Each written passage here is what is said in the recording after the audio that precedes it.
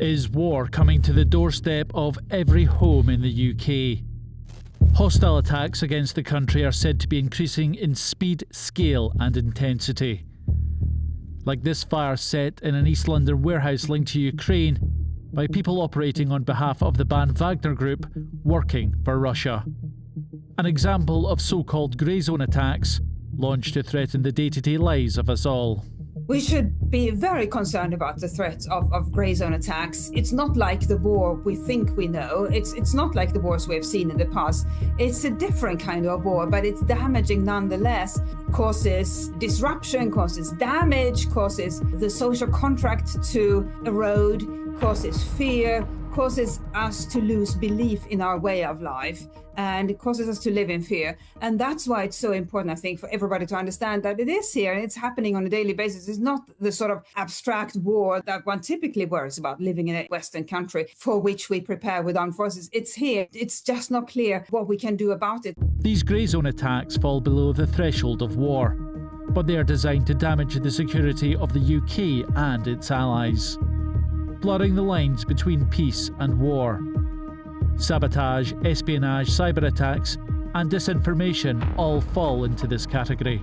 A report by the Defence Select Committee warns this is bringing war to every home in the country, with the MOD saying it's repelled 90,000 attacks linked to hostile countries over the last 2 years. And Russia is very adept at launching such action, in this country and across the continent. I think what's most alarming is the fact that it's so hard to track these people simply because they can materialize at one moment, execute whatever their gig is, and then fade back into the population and somebody else will do the next gig. But it's not just threats from Russia itself we have to worry about. The fire in East London was the first time UK citizens were convicted for working for the banned Wagner Group. The people carrying out these actions are being recruited increasingly through what's called the gig economy, something that many of us use every day, whether it be ordering a taxi, getting food delivered, or getting someone to our home to carry out a job. Now, these are all perfectly legal and above board, but the same principle can be applied to something a little more sinister. And some of these operators are quite difficult to detect. They don't necessarily share the same ideology as their employer, they're just in it for the money. It's a shift from professional saboteurs to amateur proxies. After the Skripal poisonings in Salisbury, Russia shifted to deniable tactics, showing the threat is also at home as well as from abroad. It is incredibly upsetting that people would actively choose to attack our countries on behalf of an adversary, but it's in a perverse sort of way. It's almost a logical development of the gig economy. You don't have to have any sort of emotional links or attachment to your employer. You just do the one gig and then you submit proof that you have done it and then you get paid. And that is an incredible opportunity for hostile states.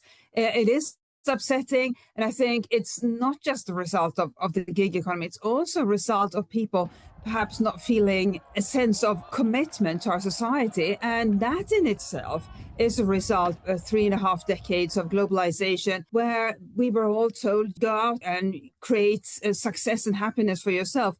Well, if we don't have that sort of collective understanding of belonging to the same society and having a responsibility for that society, then when things turn darker, then we will inevitably get that sort of individualist attitude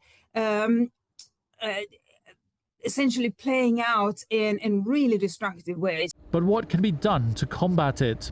Deploying more assets to Russia's doorstep to dissuade it, or doing more on the home front to ensure we are protected from this threat? I think the most important step is for the government to be open with the public about the threats facing the country. And the argument is always made, well, you know, people would panic, people would get frightened. Well, it's okay to panic or to get frightened. It's better to have the information than not to have the information. Obviously, the government shouldn't reveal every detail, but it should talk openly and transparently about some of the threats facing the country, because if it doesn't, then how are people supposed to understand that this is serious? It's not detrimental deploying forces to the Baltic states or to the high north, but it's not going to do very much about grey zone aggression, because we are just not going to counter grey zone aggression using conventional means, because that would be escalatory. The grey zone threats are a particular challenge to UK security, constantly evolving and difficult to counter. It's a new type of war that can have a direct effect on every one of us. David Sivills-McCann, BFBS Forces News. Thanks for watching. For more from BFBS Forces News, like and subscribe to our channel.